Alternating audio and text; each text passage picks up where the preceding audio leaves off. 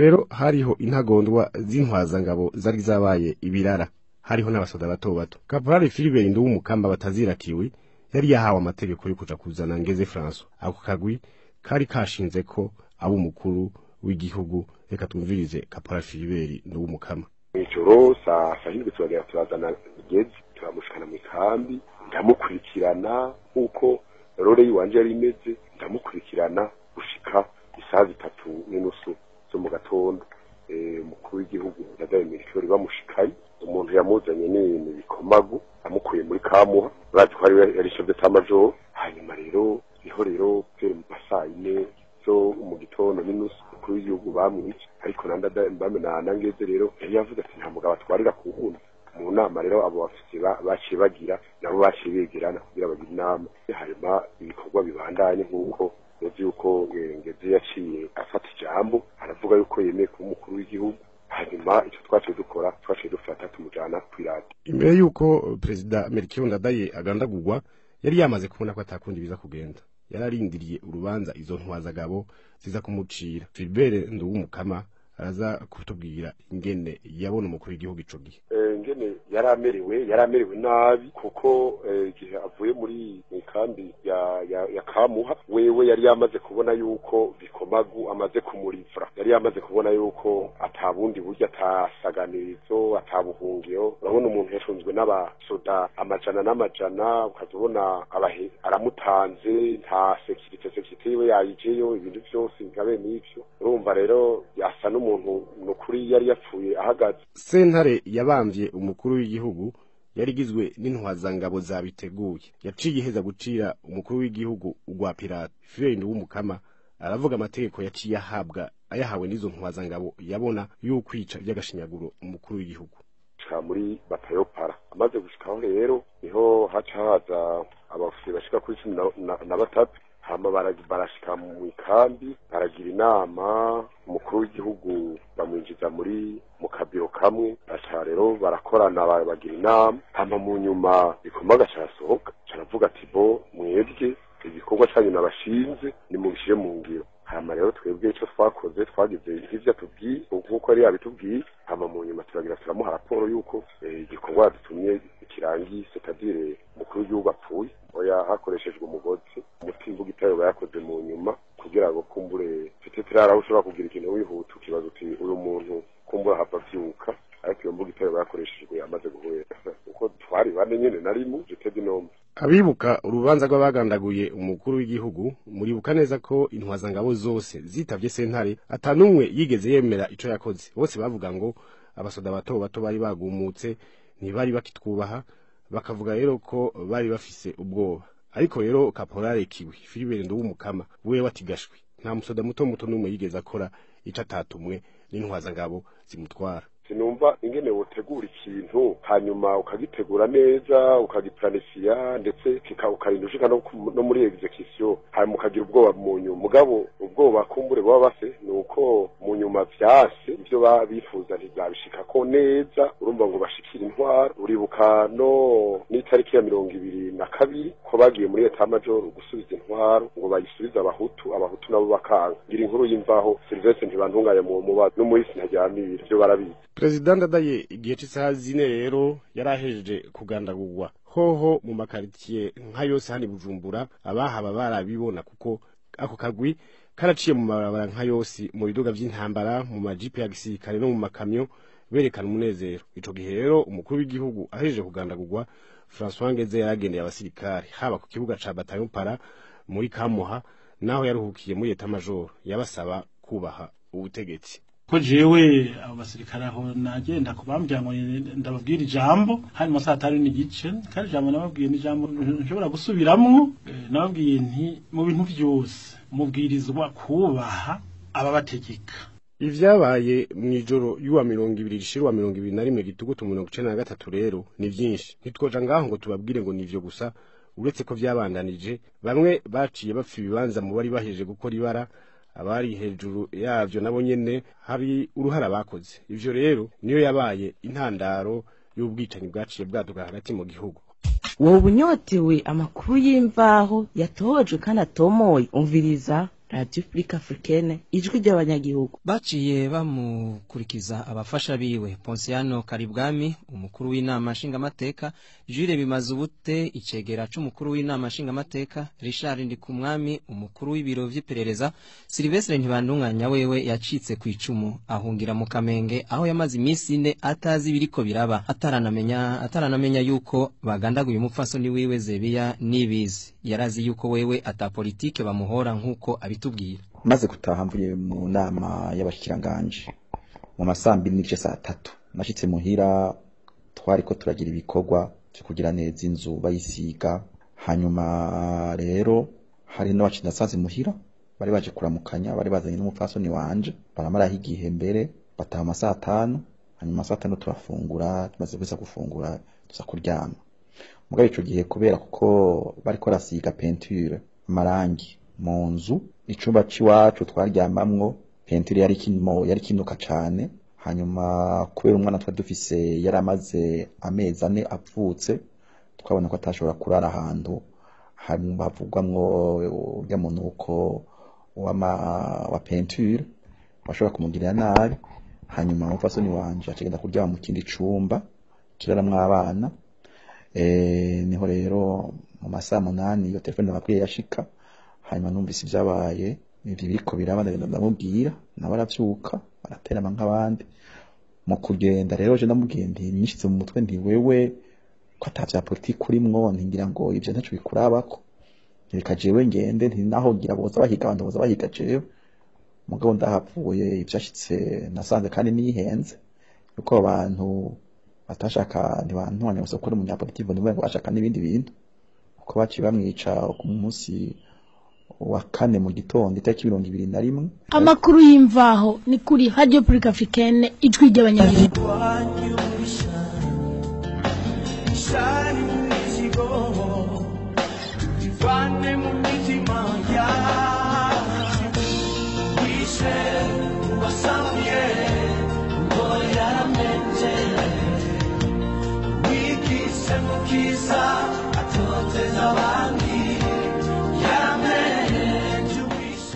Naho mwumvise yuko abari bajejwe gucungera umutekano wiwe batashoboye kucungera neza, hari nabandi bagerageje uko bashoboye mugabo birabananira. Ni nk'umukapitene Joseph Rugigana, Musobozi Philibert arabitwiganira ico yarajejwe nico yakoze. Kapitene Rugigana Joseph ubasigaye ari koroneli, yari akiri muto ahabwa iteko na koroneli Izayi Nibizi yararongoye abacungera ubuzima bw'umukuru w'igihugu byo kubuza abasoda bariko bagomba guhirika ubutegetsi byo kutinjira ku kirimba c'umukuru w'igihugu. Aho hari isaha 5:30 z'ijoro mu ijoro ry'uwa 20 Gitugutu. Nk'uko bivugwa na bamwe mu babibonye, hari hateguwe kubuza abagomba gusenya inzego kwinjira ku kirimba c'umukuru w'igihugu hamwe no kudashika ku bice by'amabarabara yinjira mu gisagara. Kapitene Rugigana niho yaha iteko abatwara amaporoto yararongoye gucungera ibiraro bikuru by'amabarabara yinjira mu gisagara. Niho imiduga y'indwano 6 bita brende mu rurimi rw'igifaransa ku mategeko y'abariyetena 3 yashigwa ku biraro 3 arivyo Pomuha, ikiraro cyo kwibarabara rija mu Rumonge hamwe n'icibarabara bita Avenue du Large. Hari rero hatanzwe itegeko ryo kurasa abasoda bose bari mu bagumutse boba bashaka kwinjira mu gisagara. Gushikuba Barundi baribaza ibibazo byinshi kuvyerekeye umutekano w'umukuru w'igihugu utashoboye gucungerwa nkuko vyategerezwa. Reka nubu mugenzi wacu Musobozi Philibert abitubwiye. Ibibazo ngaha ni byinshi. Ni kubera iki ivyo biduga by'indwano bitarashe abo bagumutse? Izo ntwazangabo zitakurikije amategeko y'abazirongoye n'izahe? Ni bande batanze amategeko atandukanye n'ayambere? Mu nyuma ni kapitene Rugigana yakurikije ingingo ukwiri, iyo nayo si yindi. Yahavuye azibira inzira abuza abari ko bagumuka kwinjira ku kirimba c'umukuru w'igihugu. Inyuma y'ikiringo kitangana n'isaha niho itumatumanako ry'amakuru hagati y'ikirimba c'umukuru w'igihugu hamwe n'ikambi Muha yari ijejwe icungerwa ry'umukuru w'igihugu ryacika. Nko mu gahinga ka Nyaganande niho kapitene Yozefu Rugigana intwazangabo yasa niyahebwe n'abandi ariwe yasa wenyene n'ufise mu minwe kurokora agahanga k'umukuru w'igihugu byamucikana amazi. Yarabuze shinge na rugero atazi ikirindiriye umuryango w'umukuru w'igihugu. Ubwowe nawe n'ibyatsi ntibimubisinzira. N'umwana w'umukuru w'igihugu Melchior Ndadaye akaba yari yakomeretse. Umwana w'imfura wa Melchior Ndadaye akaba yari yakomeretse ku mutwe yariko araruruma. Ibibazo si ivyo gusa. Ninde yatumye amatelefone hagati ya Kamuha n'ikirimba c'umukuru w'igihugu acibwa? Yoba ari nde yatanze iryo tegeko? Ni kubera iki atanteko zarungitswe gutabara ikirimba c'umukuru w'igihugu? Ivyo bibazo byose nta nyishu biratoregwa. Ariko naho biruko intwazangabo mu rwego rwo hejuru mu biro bikuru bya gisirikare zari zakinje mu ikambi Muha ari nayo yari ijejwe ubuzima bw'umukuru w'igihugu. Naho intwazangabo nkuru ivugwa ari Jean Bikomagu ntiyari wenyene. Ikibazo kimwe sikindi, mbega ikambi yari ijeje gucungera ubuzima bwiwe yari yacitse ihuriro ry'abamubogoza n'abamwishe. Ivyo ari byo byose abazokora amatohoza bategerezwa kuzokemura ivyo byose ngo ukuri kuja habona. Hupea nanone guhuguza barabigize kuko isomerera n'ijwi rinovuye natwe tukaboneraho kukwinovora kuko dushikiriza inkuru zimvaho zivavanura zitivanze kandi ngo zivangura abanywanyi. Utanga inkuru zizira urukurukuru zikomeza ubucuti maze zikarushirizaho kunywanisha abanywanyi banyoye rimwe kandi batanyoye hamwe. Hupea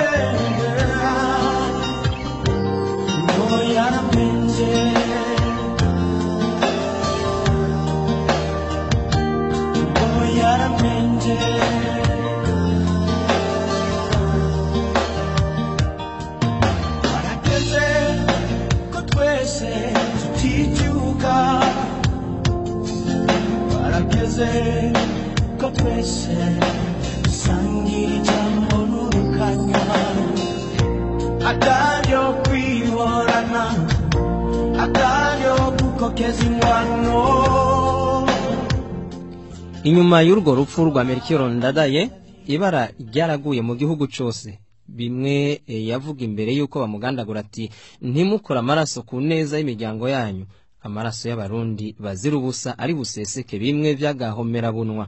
Abacitse ku icumu barahunga, abarundi barapfakara, imfuvyi ziragwira, abana baja mwibarabara aribo basigaye bitaba mayibobo, imirwi y'abaroberi iravuka, igihugu kija mu kaga. Ingene vyagenze ntawo bivuga ngo abimare, yamara mugenzi wacu Rubika mwe n'ubusa araducira ku mayange bimwe bimwe. Harya nta kintu cica nk'amajambo mabi ashobora guteranya ntataniye n'inkota. Inyuma yaho President Melchior Ndadaye agandaguriwe nta numwe yari mu Burundi canke mu mahanga atabona canke ngo yumve ingene hakurikiye agahomera bunwa. Mu gihugu cyose abanyagihugu ataco bazira batari bazi imbere n'ivyaraye bibaye barahatikiriye. Kugenekerezo rya 21 Gitugutu akagwi k'inkorabara kari kagandaguye umukuru w'igihugu kaciye kagerageza gufata vy'ukuri ubutegetsi. President Melchior Ndadaye yagandaguwe imbere y'umutaga hari igihe cy'isaha 4. Iradio y'igihugu yavuze indirimbo z'umubabaro gusa. Iradio yonyene abantu bashobora kumviriza kamakuru ya iradio y'u Rwanda. Ico gihe rero umushikiranganje w'amagara y'abantu Dr Jean Minani niyo radio yakoresheje aho yatangaje urupfu rwa President Melchior Ndadaye arashikiriza abarundi n'amakungu ijambo bamwe bafata nk'uko kwari ugutanguza isekeza ryo kumara abatutsi cane hamwe n'abahutu batari muri Frodebu. Reka twumvirize Dr Jean Minani aho yavugira kuri iyo radio y'u Rwanda hari mu makuru ni mumenyesha makuru w'iradio amutangurira naco twakuyeho kandi naco twongeyeko. Ubuzima w'Uburundi muri guverinoma ya Melchior Ndadaye bahiritse bafashe ubutegetsi amaze guhamya ko President Ndadaye yivuganwe n'abamuhiritse ku butegetsi. Akora ministre w'ubuzima muri yo guverinoma ya Melchior Ndadaye yahiritswe arasaba abarundi kurwanira demokrasi bitoreye. Nibyo akomeza atubwira muri aya magambo. Barundi kazi bavandimwe mwese muhejeje kumva abafite amaradiyo kw'ingozi z'ikibi zihaye ubutegetsi zigakura abategetsi mwitoreye ubariva. Ico batavuze nuko umukuru Melchior Ndadaye ubu amakungu yose yamaze kumenya ko bamaze kumugandagura hamwe n'umukuru w'inama nshingamateka n'abandi bategetsi benshi ari bo mwebwe mwari mwabitoreye izuba riva nabo nyene. Abo bantu mwumva bafashe ubwo butegetsi sabashaka ineza yanyu, ni bamwe bamye imyaka yose bashaka gusesa amaraso kandi batako bagayasesa bakiha inkumbi, amarira agakwira mu ngo, imvubu zigakwira mu Burundi kuva mu 65, 69, 78, 88, 91 mwese muracavyibuka. None n'ubu nk'uko bihaye umugani w'iceye barasubiriye kubakora mu izina rya leta serukiye. Dusabye umurundi wese aho ari yohaguruka akiyamiriza izo nkozi z'ikibi. Dusabye umurundi wese aho uri hose, waba umututsi, waba umuhutu, waba umutwa, waba mu mugambo uwo ari we wose, ko womenya ko iryo bara bakoze barikoreye wewe. Bagukoze mu nda, ntibakoze mu nda abibarutse abo bantu.